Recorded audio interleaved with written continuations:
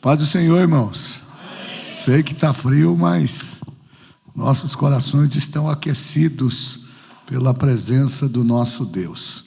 Eu quero agradecer a Deus pela vida de todos os que se fazem presentes aqui nessa noite, e mais um culto de ensino da palavra, e a gente vai caminhando com este ensino, trazendo aqui experiências maravilhosas, né? Como bem disse o pastor Fauéder, nós estamos trabalhando o tema excelência no servir, nos contrapondo ao pecado. E hoje nós queremos nos debruçar nos versos 12, 13 e 14 da carta de Paulo aos Romanos, no capítulo 6. Então, como é costume, nós vamos ler do verso 1 ao verso 23, para que a leitura tenha sentido. E depois nos deteremos nos versos propostos nesta noite. Aproveitar para saudar aí os nossos irmãos que nos acompanham também pelas redes sociais, pelo canal ali no YouTube. Eu tenho visto ali a participação muito abundante de muitos irmãos que acabam também depois pegando o culto de ensino também por esse meio tecnológico de alcance das pessoas. Aos irmãos que vão ver esta ministração de forma posterior, a nossa saudação e o nosso agradecimento por nos apoiar nesse tão importante ministério que é o Ministério da Palavra. Louvar a Deus também pela vida do Wesley, né? Que ninguém conhece o Wesley, ele fica atrás da câmera, né? Mas qualquer hora eu vou virar a câmera para ele, para vocês conhecerem o Wesley.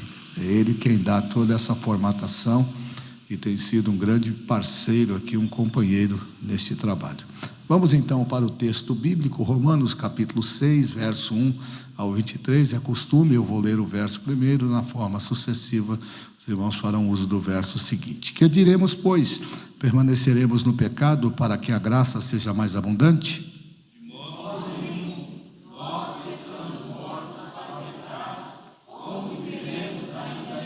Ou não sabeis que todos quantos fomos batizados em Jesus Cristo, fomos batizados na sua morte?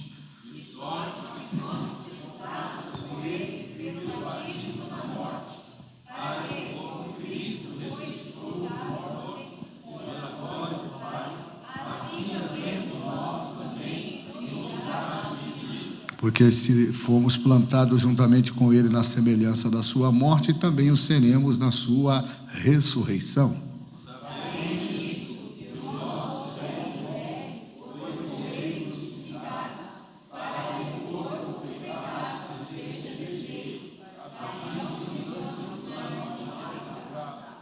Porque aquele que está morto está justificado do pecado. Ora, se já morremos com Cristo, cremos que também com ele viveremos. E sabendo que, havendo Cristo ressuscitado dos mortos, já não morre, a morte não mais terá domínio sobre ele.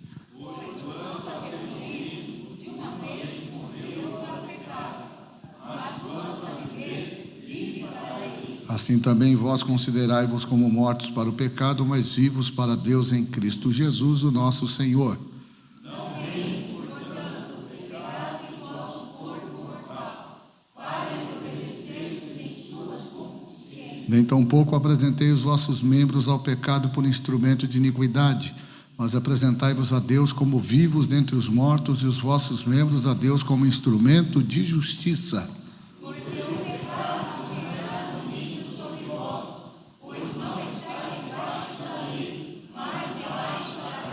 Pois que pecaremos, porque não estamos debaixo da lei, mas debaixo da graça? De modo nenhum.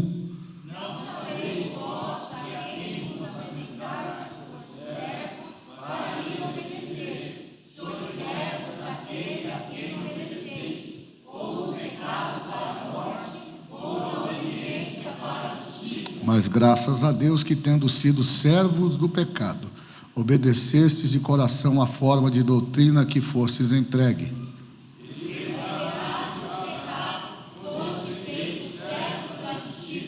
Falo como homem pela fraqueza da vossa carne, Pois que assim como apresentastes os vossos membros para servirem à imundícia e à maldade, para a maldade, assim apresentai agora os vossos membros para servirem à justiça, para a santificação.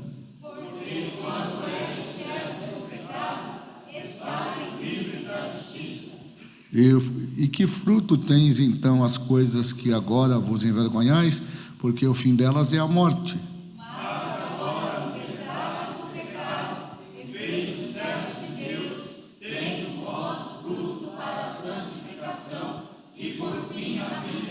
Juntos, porque o salário do pecado é a morte, mas o dom gratuito de Deus é a vida eterna por Cristo Jesus, nosso Senhor. Graças a Deus.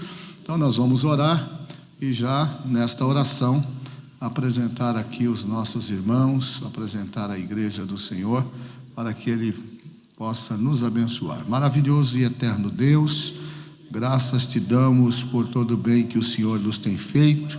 Te louvamos pela oportunidade de estarmos na tua casa. E esta noite, Senhor, esta noite fria, esta noite bastante atípica do nosso cotidiano, que mais uma vez o Senhor possa falar conosco, possa abrir a nossa mente, o nosso coração, para que compreendamos a excelência da tua palavra, que ela venha nos confrontar, nos alimentar, nos sustentar, Senhor, nos fazer caminhar para vivermos uma vida de excelência em tudo aquilo que resolvemos fazer para glorificar o teu nome. Abençoe os teus filhos que aqui estão, aqueles que estão a caminho, aqueles que serão futuramente, posteriormente alcançados por esta palavra. Este é o pedido e o desejo do nosso coração, em nome de Jesus. Amém. Tome assento, glorificando o nome do Senhor. Hoje, no tema principal, excelência no servir, se contrapondo ao pecado, nós vamos conversar um pouquinho e tematizar a nossa explanação sobre a excelência no servir, andando na liberdade que Jesus nos deu.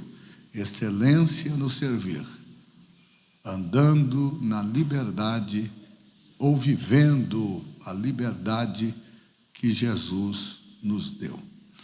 É interessante porque o texto bíblico ora proposto, no seu verso de número 12, o apóstolo São Paulo, ele começa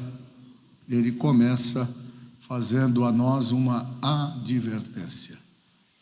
E a advertência, ela é muito propícia para o que nós estamos discutindo, porque uma vez que o nosso propósito é servir a Deus com excelência, nós só podemos fazer isso quando nós nos posicionamos com relação ao pecado que normalmente vem para roubar tudo aquilo que nós construímos e consolidamos enquanto homens e mulheres de Deus.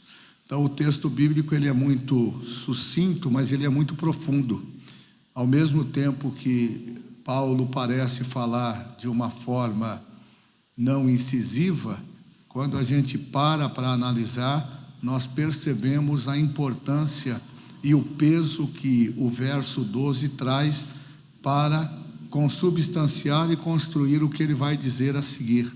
E no verso de número 12 ele começa fazendo uma afirmação imperativa: não reine, portanto, o pecado em vosso corpo mortal, para lhes obedecerdes em suas concupiscências.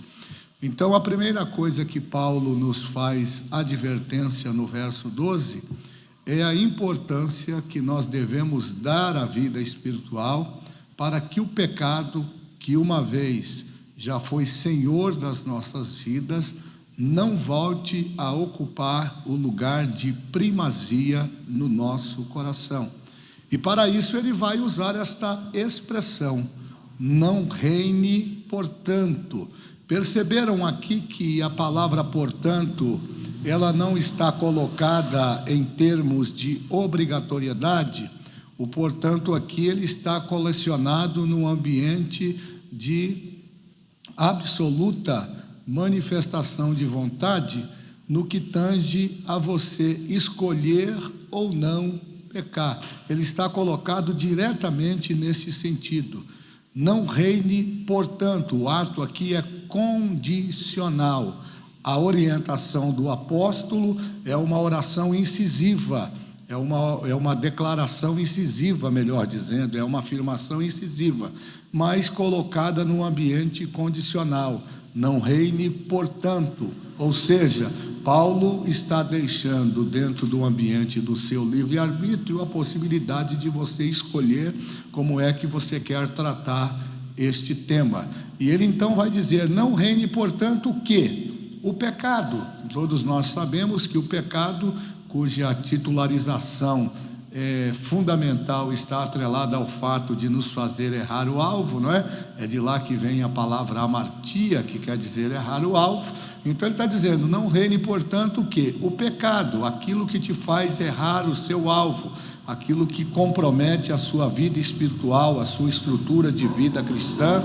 Não reine, portanto, o pecado no quê? No vosso corpo mortal. O apóstolo Paulo então faz uma observação interessante. Ele diz que o pecado normalmente ele tem um viés de agir através do nosso corpo. E por que que ele tem esse viés de agir no nosso corpo? Porque tudo começa no nosso coração. O coração vai produzir o ambiente do pecado através das nossas vistas, através daquilo que nós chamamos de desejo exacerbado. É assim que a primeira epístola de João, capítulo 2, se me salvo o melhor juízo, se não me falha a memória, podemos até ler o texto para a gente poder refletir sobre isso, né? Primeira epístola de João, se não me engano, capítulo 2, a partir do verso de número 15, lá o apóstolo João faz menção desta atuação no sistema mundano que aflora em nós o pecado. Quem tiver aí o texto bíblico pode levantar e ler, não é? Não ameis o mundo, nem o que no mundo há. Se alguém ama o mundo, o amor do Pai não está nele. Pode ler o 16 e a seguir. Porque tudo o que há no mundo, a concupiscência da carne, a concupiscência dos olhos e a soberba da vida, não é do Pai, mas do mundo. Então ele traz, pode ler. E o mundo passa, e as suas concupiscências, mas aquele que faz a vontade de Deus permanece para sempre. Então no verso 16, o apóstolo João faz pelo menos 3 indicativos interessantes, né? Concupiscência da carne, que é a manifestação expressa do pecado depois que ele é consumado, não é? Ele se consuma na carne. A concupiscência dos olhos, que é o meio, é o canal por onde entra o pecado. O pecado sempre nasce de um desejo, e um desejo exacerbado por fazer aquilo que de fato contraria a vontade de Deus. E no final ele termina apontando a soberba da vida. A soberba é muito interessante e ela cabe aqui como uma luva, porque normalmente quando nós estamos nessa ambiência de pecado, nós não conseguimos enxergar um palmo na nossa frente. Somente nós temos razão, somente nós sabemos a verdade. Aliás, a verdade passa a ser relativa e não absoluta. E por quê? Porque eu estou embriagado pela ação do pecado, que consequentemente nasce no meu coração por meio de um desejo. Os meus olhos desejam, e aí ele se consuma na carne, e ele traz esse ambiente de autossuficiência, até que o pecado se consume, porque a partir do momento que você consuma o pecado, imediatamente vem o sentimento de remorso. Eu falei isso aqui muito acertadamente na terça-feira passada. Remorso não pode ser interpretado como arrependimento. Não é arrependimento, é o ato, é o sentimento de saber que você está errado e que a escolha que você fez, ela vai te levar agora ao pagamento de um preço. Então o apóstolo Paulo ele vai dizer no verso 12 de forma bastante objetiva: não reine, portanto, o quê? O pecado no vosso corpo mortal, para lhes obedecer por suas concupiscências. Olha a palavra concupiscência ou desejo exacerbado aparecendo aqui. Então, no verso de número 13, ele vai então fazer agora uma outra advertência, e é aqui que eu quero me ater. E não apresentei os vossos membros ao pecado como instrumento de iniquidade, mas apresentai-vos a Deus como instrumento, ou apresentai-vos a Deus como vivos entre os mortos, e os vossos membros como instrumento de justiça. Preste muita atenção, porque a ideia do apóstolo aqui, nesse texto bíblico, é chamar a nossa atenção para aquilo que a Bíblia vai definir no mundo espiritual como liberdade. E liberdade não pode ser confundida com libertinagem. Tudo tem um limite. Tudo tem um limite. Então ele está agora fazendo uma relação com aquilo que ele acabou de dizer no verso de número 12. Se no verso de número 12 ele está dizendo que o pecado não pode reinar no nosso corpo mortal, como ele mesmo coloca, para que nós não venhamos obedecê-lo por conta dos nossos desejos, ele está automaticamente dizendo que o pecado, como tem o papel de nos fazer errar o alvo, ele sempre vai explorar as partes mais sensíveis da nossa vida espiritual, e ele vai gerar uma dependência, ele vai gerar uma escravidão. É, por exemplo, o resumo daquele indivíduo que é viciado em bebida alcoólica. Ele passa por diversos tratamentos, ele busca diversos caminhos, ele busca ajuda, inclusive no ambiente espiritual, mas como ele está tão acostumado a esta prática da bebedeira, ele não consegue se libertar. É mais ou menos como aquele que usa a droga. A dependência da droga passa a fazer parte integrante da sua vida e do seu comportamento diário e cotidiano. E o que o apóstolo está dizendo? Ele está falando exatamente isso, que nós não podemos, depois de termos encontrado Jesus como Salvador, nós não podemos em hipótese alguma brincar com o pecado. E por quê? Porque se nós brincarmos com o pecado, é muito perigoso, é muito provável que o pecado tomar o lugar de primazia no nosso coração. E uma vez que ele tomou o lugar de primazia no nosso coração, ele vai trazer de volta todos aqueles gatilhos, todos aqueles desejos que outrora nós vivíamos como escravos do pecado. Então ele está dizendo: não deixe, portanto, que o pecado reine no corpo mortal. Por quê? Porque se você se deixar levar pelo pecado no corpo mortal, você vai ser embebedado, embriagado pelas concupiscências, e você vai dar a ele a legitimidade, que é tudo que o diabo precisa para voltar a trazer você aquilo que nós chamamos de estado original. Você vai voltar às práticas antigas. Aí no verso 13, ele vai mais adiante, e ele diz assim: nem tão pouco apresenteis os vossos membros ao pecado.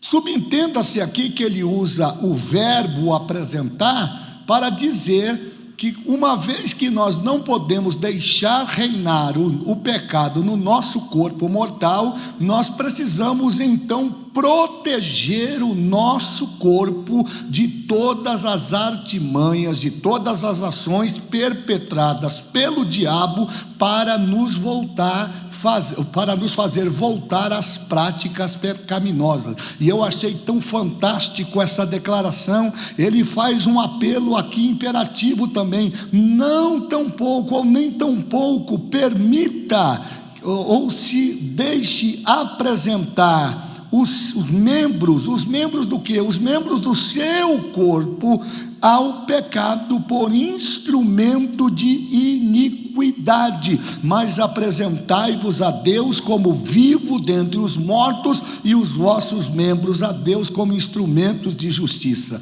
Aí ele me deu um nó na cabeça, porque agora ele está dizendo que eu estava morto, mas a partir do momento que eu aceitei Jesus, passei pelo processo de constatação, de transformação de vida, pelo poder da palavra, eu morri para o mundo e agora estou vivo para Deus. E ele está dizendo: se você agora está vivo, você não pode voltar ao estado de morto, porque você morreu para o pecado. Você não pode mais viver a vida de pecado. Você tem que viver agora como vivo entre os mortos. Você tem que se sobressair e dizer que aquilo que você fazia anteriormente, agora você não fará mais. E por quê? Porque você morreu para o pecado e você agora está vivo para Deus. E talvez isso seja o grande desafio do nosso tempo, fazer com que as pessoas entendam isso. Então o tema oficial aqui desses versos 12, 13 e 14 está atrelado ao ambiente da liberdade. Uma pessoa pode ser oficialmente libertada, mas ainda assim estar presa.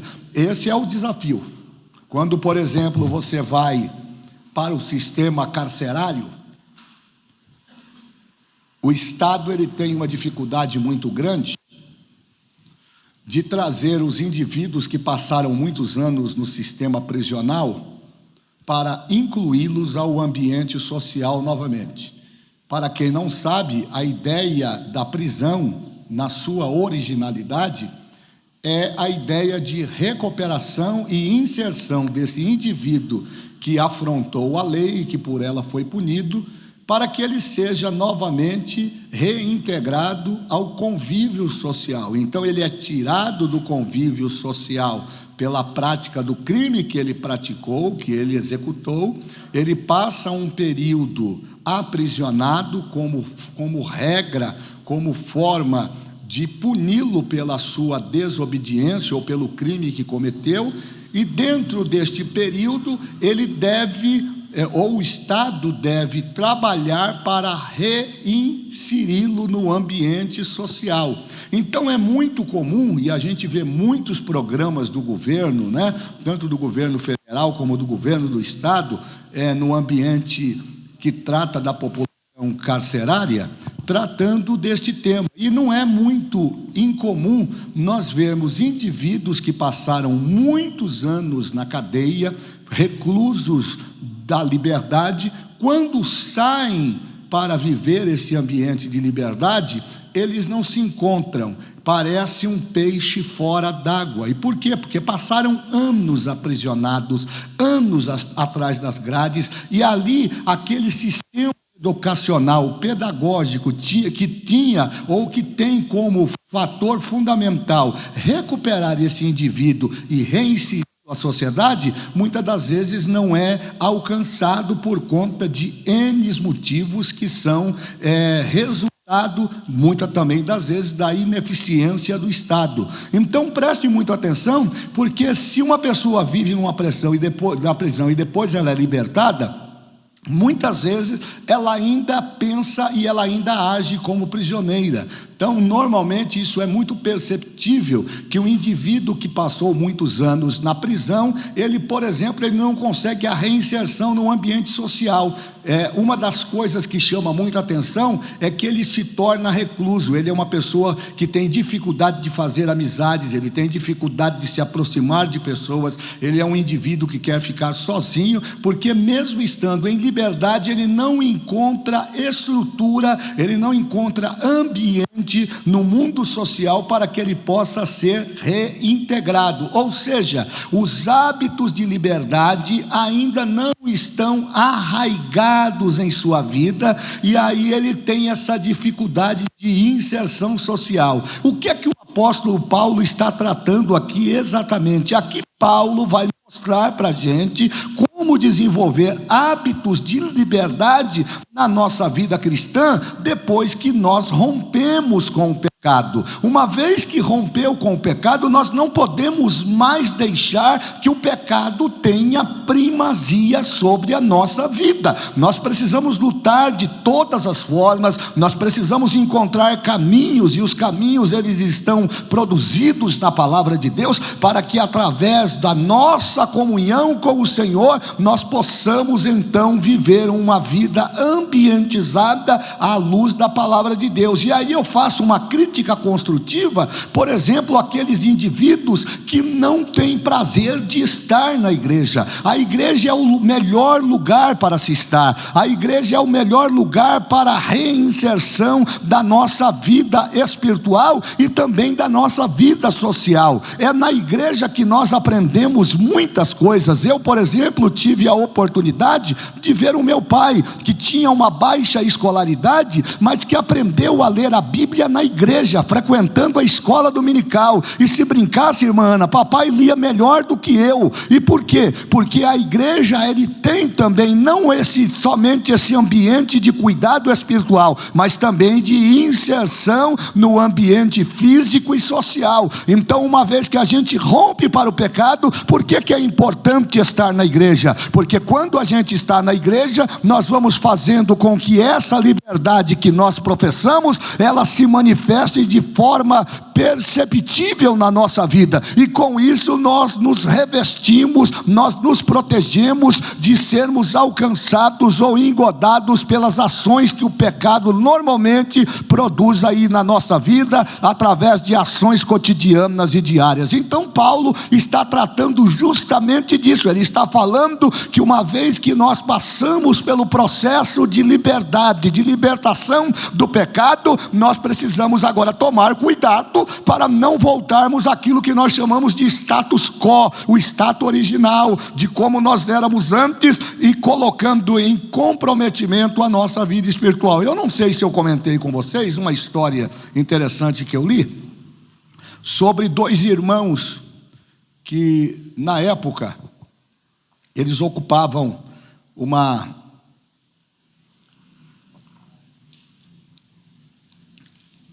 posição de ducado naquela região onde hoje nós conhecemos como Bélgica, século XIV. Eu achei essa história muito interessante. Essa é a história de dois irmãos. Os dois eram muito poderosos, tinham muitas terras, e a história conta que o irmão mais novo resolveu se rebelar contra o irmão mais velho.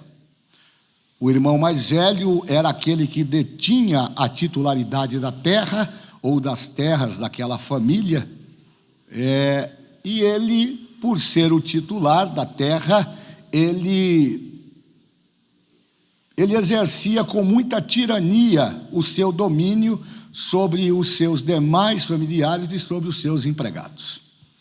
A história diz que esse irmão mais velho, ele era muito obeso, e a sua obesidade acabou tirando aquilo que era primordial para ele, que era a sua facilidade de locomoção. Então, por ser obeso, Valdir, ele tinha dificuldade de caminhar. O irmão mais novo, percebendo esta dificuldade, resolveu criar uma rebelião no ambiente da família.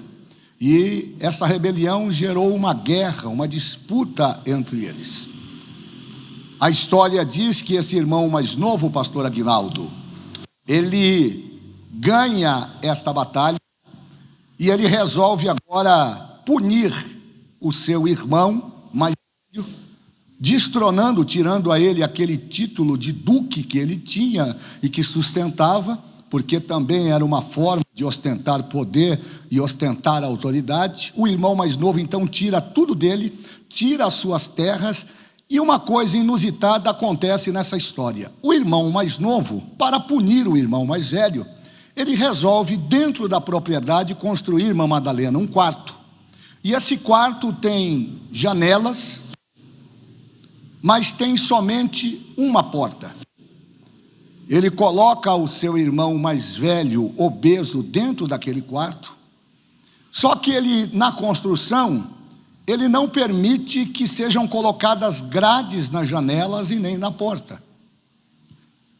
E ele determina que a porta daquele quarto deva ficar aberta 24 horas por dia. Ao passar dos anos, os amigos e vizinhos começam a criticar o irmão mais novo, dizendo que, embora ele tenha ganho a batalha contra o seu irmão mais velho, embora ele tenha conseguido todos os seus objetivos, ele ainda tem um sentimento de absoluta vingança, porque mantém o seu irmão preso naquele ambiente. O irmão mais novo reage dizendo: não, o meu irmão não é prisioneiro. O meu irmão está dentro deste quarto e ele pode sair a qualquer momento que ele quiser. O problema é que a obesidade daquele homem mais velho não permitia agora que ele conseguisse passar por aquela porta que foi construída quando ele foi enclausurado naquele quarto.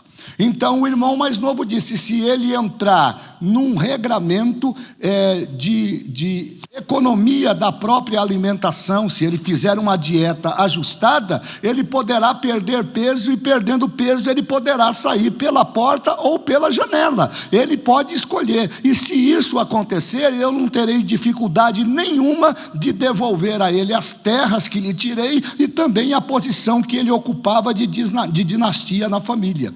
E aí uma coisa muito interessante, porque é exatamente isso que o apóstolo Paulo está nos falando. Qual era o segredo? Esse irmão mais novo, para manter o irmão mais velho sobre o seu domínio e não dar a impressão de que ele estava fazendo injustiça, olha só, ele constrói um quarto com porta e com janela e não coloca grades. Mas ele precisa manter o seu irmão lá dentro, porque sem grades e sem nenhuma forma de proibição de saída, ninguém poderia questioná-lo. Embora ele tenha sido questionado nessa história, ele se autossustenta, ele auto-argumenta que o irmão está livre para ir, mas ele encontra um caminho interessante para manter o irmão dentro daquele quarto. Como ele sabia que o irmão era obeso, todos os dias, pela manhã, pela tarde e pela noite, ele mandava que os seus cozinheiros levassem as melhores iguarias, os melhores alimentos, e colocassem na porta daquele quarto. E o irmão mais velho, o pastor Ronilson,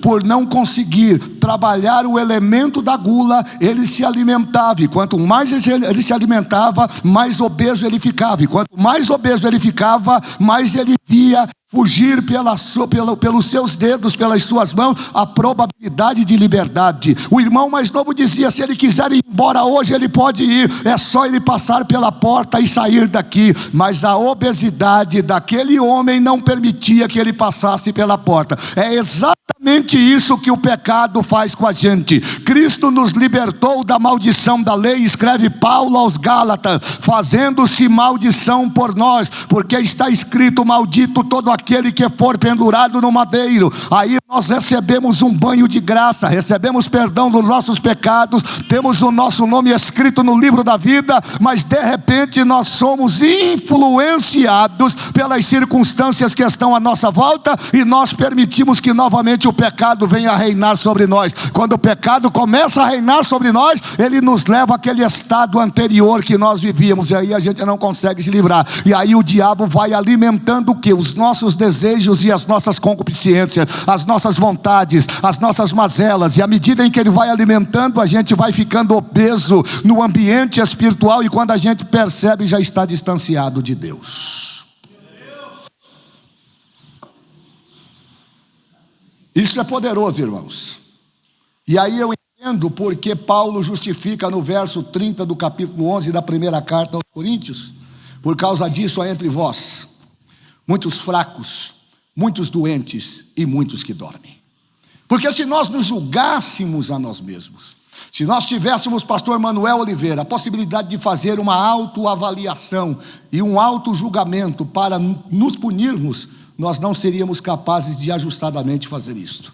Por quê? Porque o pecado, ele nos induz, não é? Então alguns acusavam esse irmão mais novo de ser um tirano, de ser maldoso, de ser uma pessoa que ainda estava ambientizada ao sentimento de vingança, mas o irmão mais novo dizia: vocês estão cometendo injustiça, o meu irmão mais velho não é meu prisioneiro, ele pode ir embora quando ele quiser ir. Qual é o grande problema? Ele não consegue sair daquele quarto, e a história termina dizendo que ele ficou 10 anos aprisionado naquele quarto. O seu irmão mais novo se envolveu em uma outra batalha, e nesta outra batalha o irmão mais novo foi morto, e o irmão mais velho continuou preso dentro daquele quarto. Mas Jesus nos trouxe aqui nesta noite para dizer que uma vez que fomos libertos do pecado, o pecado não tem mais poder de reinar sobre a nossa vida. Isso é decisão, irmão. Isso não tem nada a ver com pentecostalismo, não tem nada a ver com isso, não. Tem a ver com a nossa decisão de viver uma vida santa, uma vida irrepreensível à luz da palavra de Deus. A experiência de muitos cristãos esteja ilustrada nessa história que eu contei para vocês. Jesus nos libertou para sempre. Alguém tem dúvida que você foi liberto para sempre? Todos nós aqui fomos libertados, ou pelo menos libertos para sempre. Legalmente, uma vez libertos, nós podemos andar nessa liberdade, mas também, neste ambiente de liberdade, podemos dar legitimidade ao pecado. É escolha. Por isso que ele começa o verso 12 dizendo: não reine, portanto, o pecado em vosso corpo mortal. É escolha. É escolha. Então nós podemos, num ambiente pastor, uma vez que eu estou liberto, o pecado não me pega mais. Isso é condicional. É você que vai determinar. É você que vai dizer. É você que vai escolher. Mas preste atenção. Uma vez que nós somos libertos do pecado, o que vai determinar o nosso crescimento espiritual é a forma como que nós vamos tratar o pecado na nossa vida. Nós vamos tirar o alimento que nós damos para o pecado, ou nós vamos continuar alimentando os nossos pecados? Isso é nós que temos que fazer. Isso não tem nada a ver com igreja, não tem nada a ver com pastor, não tem nada a ver com marido, não tem nada a ver com a mulher. É você que é dono da sua vida espiritual. Então, se você tem uma deficiência no seu caráter, na sua vida cotidiana, que precisa ser combatido pela palavra, caberá a você alimentar ou tirar este alimento para que esse pecado enfraqueça, morra e o nome de Jesus seja glorificado na sua vida. Então esta é a proposta do apóstolo São Paulo. E ele começa então dizendo: não apresentem os seus membros ao pecado como instrumento de iniquidade. Isso aqui me chocou. Sim.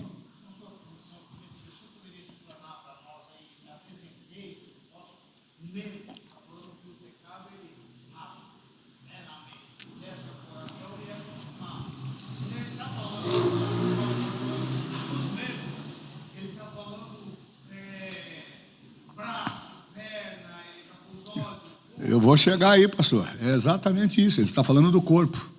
Aliás, nós temos que sempre observar o contexto, né? Não construa o texto sem respeitar o contexto. Então eu fiz questão de discutir primeiro o verso 12, porque é exatamente disso que ele está tratando.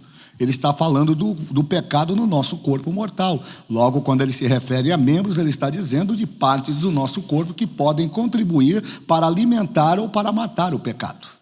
Lembra o que eu falei terça-feira passada? Ou você mata o pecado, ou o pecado mata você. Quanto mais... eu vou usar aqui o Instituto da Obesidade. Eu tenho legitimidade para falar porque eu fui obeso. Poucos de vocês sabem, mas eu pesei 169 quilos.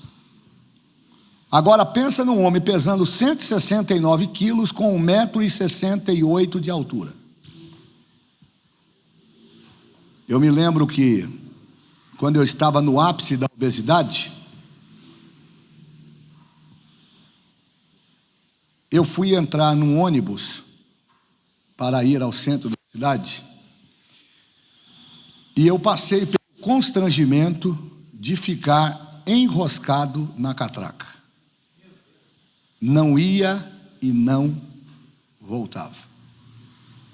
E eu não sei se eu fiquei mais constrangido em ficar preso ou em ser destruído com os olhares das pessoas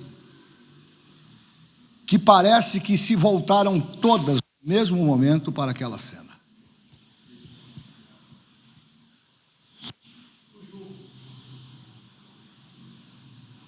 Porque o pecado é isto. E foi muito difícil, o curador teve que sair, teve que fazer uma manobra na catraca, e puxa de um lado e puxa de outro, e eu consegui voltar. Eu não consegui atravessar a catraca para o outro lado, eu consegui voltar. E aí ele falou para mim: o senhor paga a condução e desça pela porta da frente. Quando eu desci daquele ônibus, irmã Marta, eu disse: a partir de hoje eu vou entrar num regime. Era 11 horas da manhã. Quando deu 12:30, eu estou ali no Largo do Paissandu. Quem gosta de ir para a cidade sabe.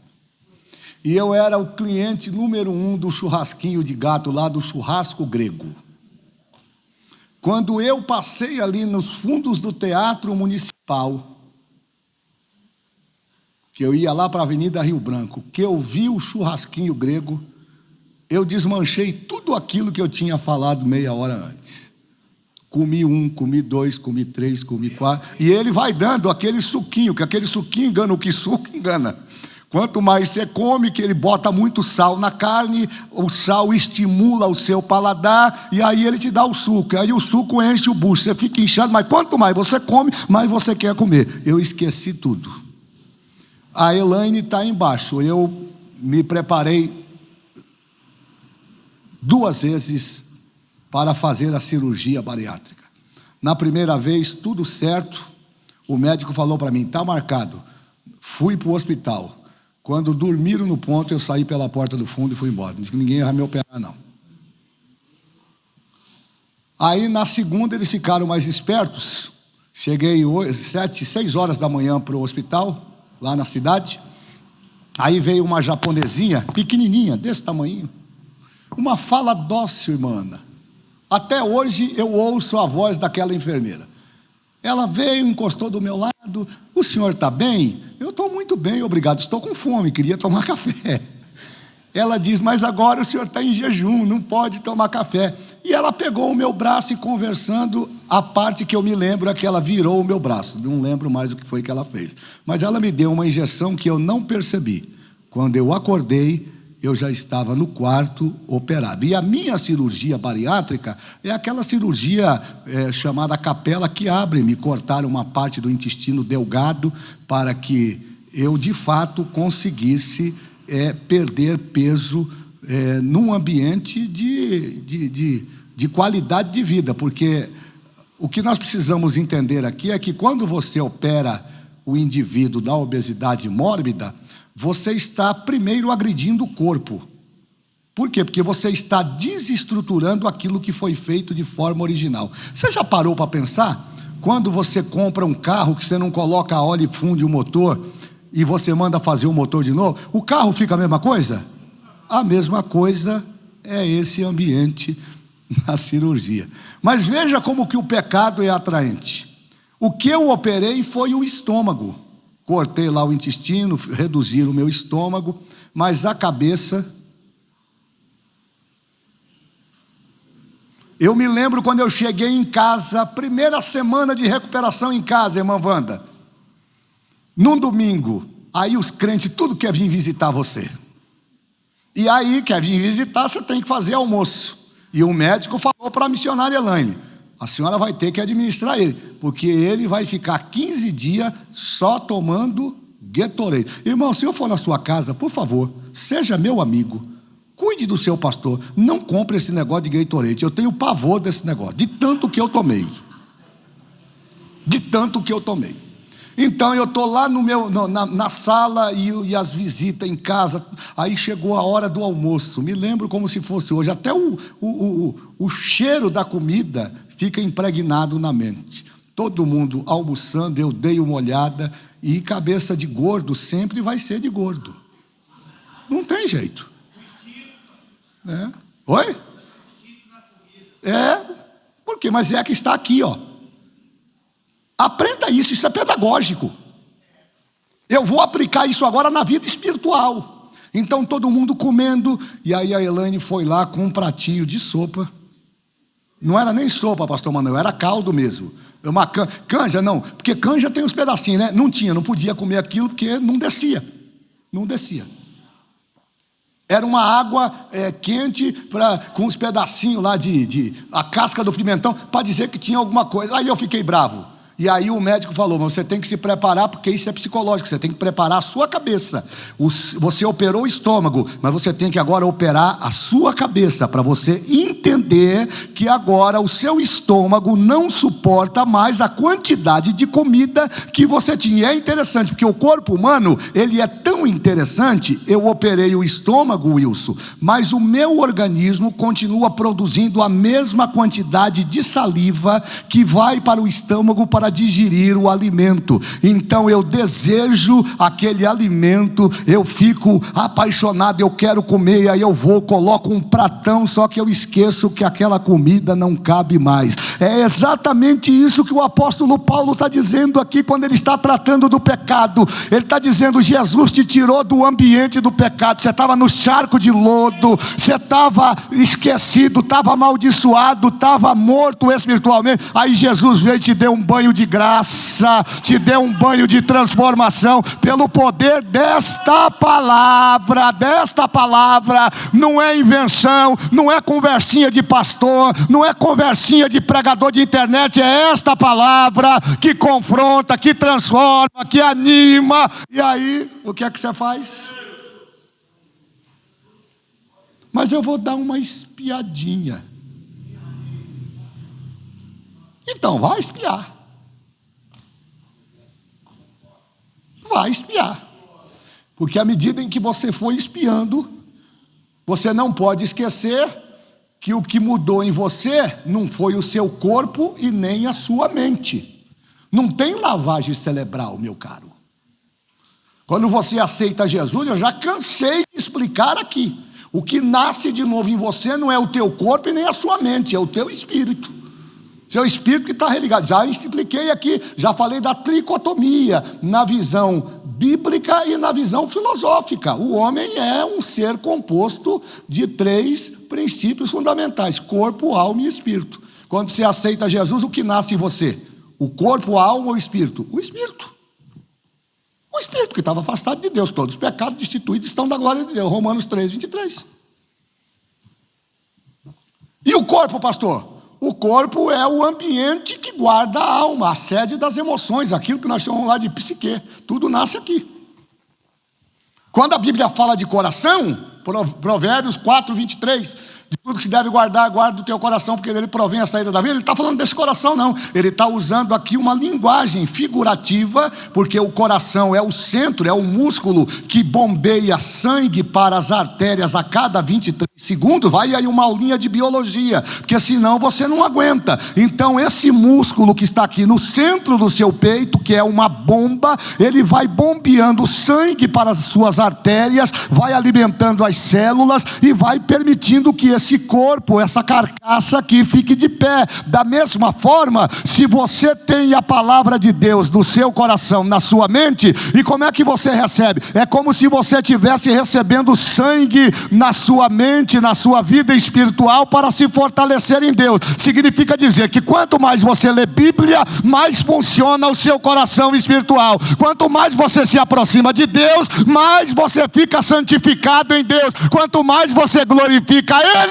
mais o nome dele é glorificado na sua vida.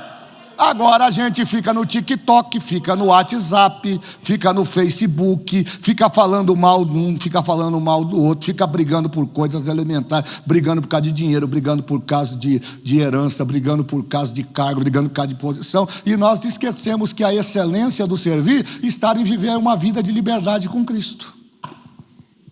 É simples assim. Agora pergunta para o teu irmão aí: vai continuar obeso ou vai entrar na dieta? Eita glória, que eu estou sentindo inspiração de papai aqui. Que tem uns irmãos que são magrinhos, tipo assim o Léo Jaime, magrinho. Fica de pé aí, Léo Jaime, para me ver. Ó, magrinho. Mas estão, não é o seu caso, estão obesos espiritualmente.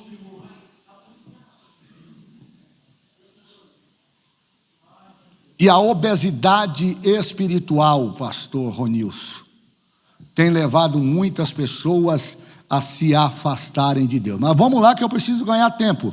Então preste atenção, Paulo faz uma advertência: não apresentem os seus membros, ou seja, o seu corpo, ao pecado, como instrumento de iniquidade. Preste atenção nisso. Este é o primeiro ponto-chave para caminharmos para um ambiente daquilo que eu estou chamando aqui de liberdade e que Jesus conquistou para nós na cruz. É a primeira condição. Uma vez que você está liberto, irmão, não vá brincar com o pecado. Tem gente brincando e flertando com o pecado. Então não flerte com o pecado. Considere a liberdade que Jesus colocou, comprou, entregou, conquistou por você na cruz. Nós não devemos oferecer o nosso corpo a serviço do pecado. E talvez esse seja o desafio do nosso tempo.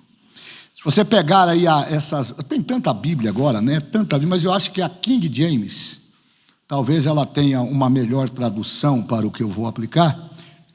A ideia aqui de apresentar, do verbo apresentar,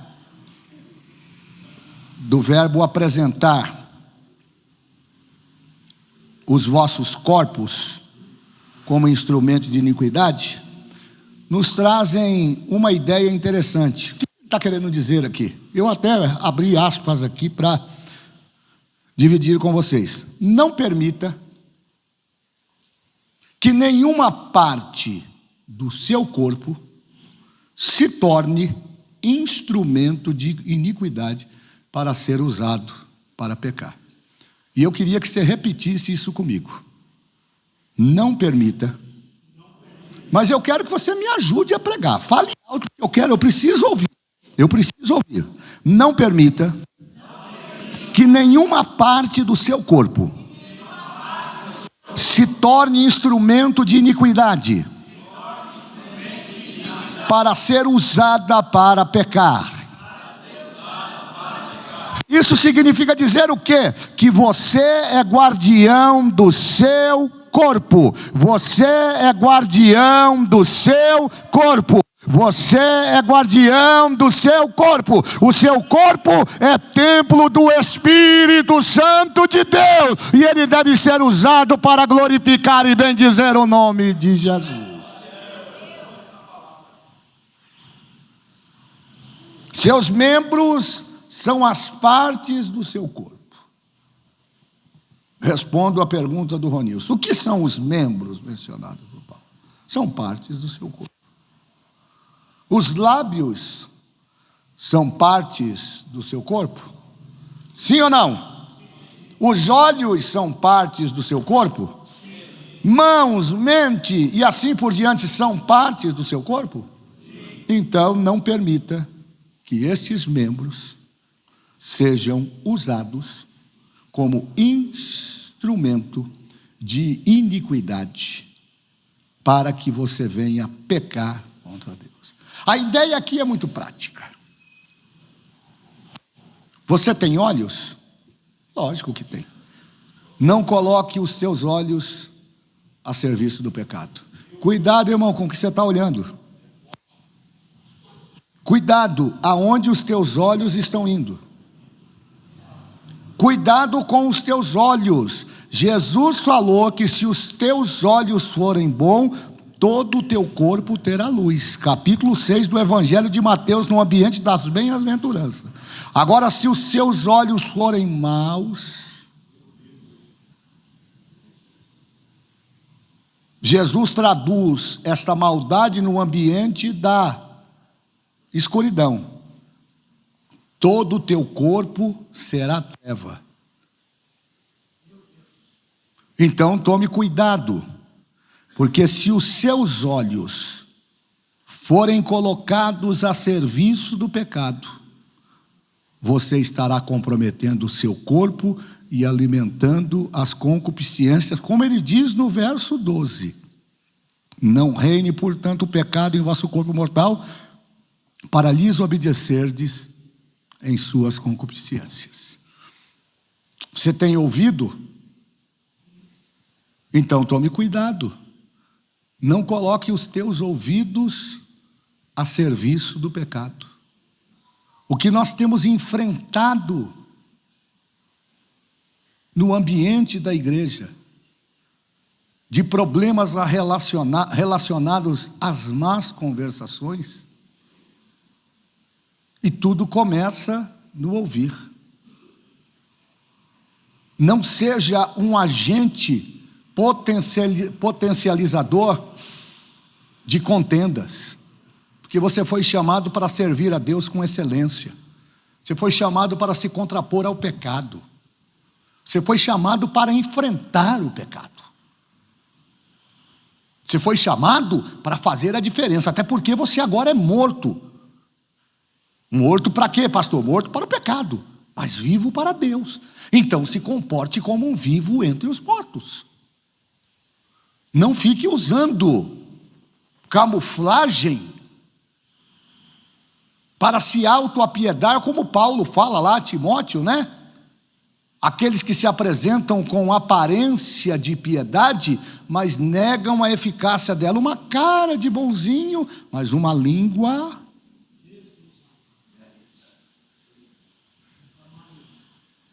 Então não coloque os teus ouvidos como instrumento de iniquidade, porque Deus vai pedir contas a você. Instrumentos aqui, eles podem ser traduzidos como ferramentas ou como armas. Então a sua língua, ela é uma ferramenta e ela também tem a conotação ou sinônimo de uma arma. Você já viu o que pode fazer uma língua mal intencionada? Graças a Deus que nós não temos aqui aqueles irmãos que adoram falar aquilo que não sabem. Tem numas igrejas longe daqui, aqui é tudo gente boa. Mas tem uns irmãos aí que quando morrer, não é aqui, Guinaldo, é longe daqui. Vai ser uma luta, porque vai ter que comprar um caixão para levar o tribuloso e arrumar um caixãozinho para levar a língua dele. Porque a irmã disse que não é caixãozinho não, é caixãozão, é aumentativo. E por quê? Porque o seu membro foi usado para promover iniquidade. E os irmãos dos olhos, que olham aquilo que não devem olhar, que buscam aquilo que não deveriam buscar, esses também serão cobrados pelas suas ações. As partes do nosso corpo são armas na batalha da vida. Você sabia disso? Como é que você pode lutar contra o inferno se você passa o dia todo falando palavrão?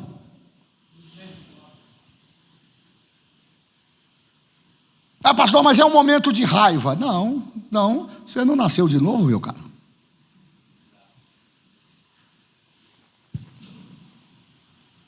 Os teus ouvidos devem ser aptos para ouvir aquilo que é bom e guardar aquilo que é bom. Como é que você pode ouvir e difundir aquilo que você ouviu e disto gerar uma grande contenda? Ou você acha que a contenda nasce grande? Ela nasce pequenininha. Aliás, a Bíblia diz que das más conversações, as más conversações corrompem, rompem, enfraquecem os bons costumes. Então você pode ter N qualidades. Se você não submeter os membros do seu corpo a esta palavra, você incorre o risco de tornar-se ou torná-los instrumentos de iniquidade. Não tem exposição de internet, não. Aqui é Bíblia. Aqui é a Bíblia, aqui é alimento. Aqui não tem nada comprado nos esboços da internet, não. É Bíblia, é interpretação, é exegese do texto, a aplicação do texto. As anotações que faço é para não perder o ambiente, que senão é muita informação. Estou indo para 90 dias e não consigo sair do capítulo 6. Ainda estou no verso 13 e 14. E minha mulher fica brava. Você fala muito, mas eu tenho que falar. Fui chamado para falar. Quando os nossos membros são entregues ao pecado, e aqui é que nasce o problema. Eles não tendem a produzir coisas boas, mas somente coisas ruins. Quando você empresta o seu ouvido para ouvir o que você não precisava ouvir, não participe, irmãos. Lá em casa tem uma regra. Não se trata assunto da igreja na mesa. A igreja fica aqui. Não faça da sua mesa um ambiente para falar mal dos irmãos da igreja. Porque se você fizer isso, você está colocando os membros do seu corpo para serem instrumentos de iniquidade. Agora, quando você pega os instrumentos que Deus lhe deu, a capacidade de cantar, a capacidade de pregar, a capacidade de ouvir, e coloca isso a serviço de Deus, meu Senhor da glória, não tem quem fique na sua frente. Um exemplo disso é o Davi. Deus usa as mãos de Davi para glorificar o seu nome, para vencer o Golias, em nome do quê? Em nome da justiça. Só que esse mesmo Davi que matou o gigante Golias, para glorificar a Deus e fazer justiça que Israel tanto aguardava, foi o Davi que aparece lá no capítulo 11 do segundo livro de Samuel, se deixando ser instrumento de iniquidade, quando pela concupiscência e o desejo dos seus olhos, ele resolveu tomar Betseba como mulher. Tome cuidado, porque no lugar errado, na hora errada, a coisa pode dar errada. Pastor, o que é que o senhor está dizendo? Estou dizendo que Davi estava no lugar errado, na hora errada, no dia errado. E quando a gente está fora da direção, a gente arruma problema. Mas por que o senhor está dizendo isso? Porque ele não devia estar no palácio. Joabe estava na guerra. Ele, como rei, tinha a obrigação de estar lá. Não terceirize o que Deus colocou para você fazer para o outro, porque Deus vai pedir conta a você. Não coloque a responsabilidade que Deus colocou na sua mão nas costas do outro, porque Deus vai pedir a você. Então a primeira coisa que eu identifico lá no texto é que ele está no lugar errado. Ele não devia estar no palácio, ele devia estar na guerra. Você está onde nessa relação? Segundo lugar, está no texto, hora errada. Quem muito quer, irmã Wanda, nada tem. As coisas não caem do céu não, o que cai do céu é chuva, meu irmão. Corra atrás, fica arrumando rolo não, vá para a batalha, pegue na espada e defenda lá o seu campo de lentilha, como fez Samar. Cerque-se lá da espada e faz acontecer. Agora até é Samar mesmo lá, que o homem de Davi que cercou o campo de lentilha e varreu lá os inimigos. Então faça como ele. O Davi não. O Davi, Ivan, sabe o que ele estava fazendo? Ordinário, dormindo. A Bíblia diz que ele estava dormindo e já era de tarde. O texto diz que ele levantou de tardezinha. E aí, desocupado, dormiu o dia todo. Vou dar uma olhada lá na varanda. Quando olhou, viu que não era para ver. Cuidado com o que você está vendo, velho. Porque eu não estou vendo. Tua família não está vendo. Mas dos olhos de Deus ninguém escapa. Os olhos do Senhor estão contemplando os bons e os maus. Provérbios capítulo 15. Apertou, né? Glória a Deus. Aí ele termina dizendo: mas apresentem os vossos membros a Deus como instrumento de justiça. Essa é a segunda chave para caminhar da liberdade com Cristo. Não basta a gente tirar as armas do serviço do pecado. Não basta isso, não basta vir na igreja. Para com isso, irmão, com essa boberice, com essa meninice. Se frequência na igreja resolvesse os nossos problemas, tinha gente aí que já tinha ganhado aquela asinha de 1,5 metro de envergadura de cada lado. Auréola, roupinha, tudo. Não é a frequência que vai mudar o nosso comportamento, não é? O que você precisa fazer é pegar o teu corpo e alistar o teu corpo como instrumento de justiça para ser usado por Deus. Isso compreende dizer que você tem que orar, você tem que consagrar, você tem que buscar intimidade com Deus através das ações do Espírito Santo e através dos dons espirituais que o Espírito Santo colocou à disposição da igreja. Por isso que o batismo chama revestimento. Você tem que se revestir de poder. Não é pular, não é rodopiar. Vi agora agora à tarde, a rede social está aí. Um pregador, vou até por uma questão ética, não vou citar o nome, mas conhecido nas redes sociais como o homem do Pentecoste. Antes de chegar, o povo já estava pulando. Foi preso ontem em Osasco, acusado de sequestro. Então, não é o terno, não é a igreja, não é a liturgia, não é a doutrina, não é a cara bonita, a cara feia do pastor, não, é você, é você. É você entender, e para com esse negócio, eu sou a igreja. Você não é a igreja não, você é parte da igreja.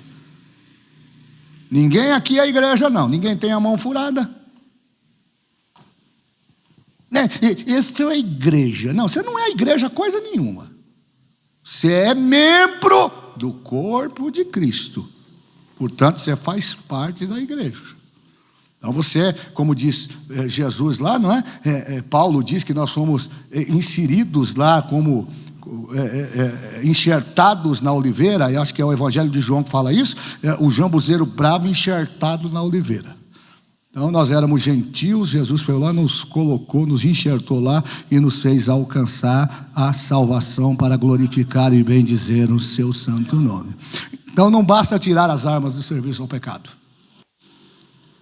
Essas armas, elas devem então ser alistadas a serviço da justiça. E como em qualquer guerra, o lado com as armas superiores geralmente vence.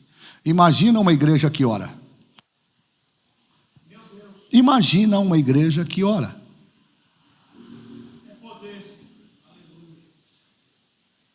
Como é que você, e eu vou citar aqui personagens, não vou citar instituição. Como é que vocês acham que a igreja Deus e Amor chegou no ambiente que chegou? Aliás, boa parte dos assembleianos pelo menos da minha geração, são um pouco também deus-amorianos, né? Eu, por exemplo, tirava dias para ir orar na igreja Deus é Amor. Pastor, por quê? Porque na sua igreja não tinha oração? Tinha, mas é que eu queria ir lá, porque eu me sentia atraído por estar lá. Isso é escolha. Isso é escolha. A ideia é semelhante à maneira como os sacerdotes no Antigo Testamento consagravam seus corpos a Deus. A ideia de alistar o seu corpo aqui está atrelada ao que acontecia lá. Pode abrir para mim aí, rápido, já estou terminando aqui. Êxodo capítulo 29, verso 20. Como é que os sacerdotes ofereciam partes do seu corpo para serem consagrados a Deus? Vamos dar uma olhada aí. 29 e 20. E imolarás o carneiro, e tomarás do seu sangue, e o porás sobre a ponta da orelha direita de Arão, e sobre as pontas das orelhas direitas de seus filhos, como também sobre os dedos polegares da sua mão direita, e sobre os dedos polegares dos seus pés direitos. O restante do sangue espalharás sobre o altar ao redor. Olha que coisa interessante, 3 figuras aparecem aqui. O sacerdote, para ser autorizado a operar o ambiente do sacrifício, precisava ser escolhido. Todos nós sabemos que a família de Arão foi escolhida.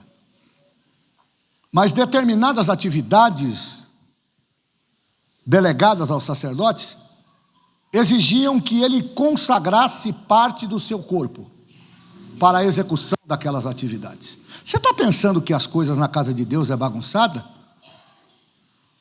De vez em quando eu dou uma olhada aqui, o meu olho é clínico, eu sou pastor da igreja, eu conheço quem é e quem não é, conheço quem são membros e quem não são membros.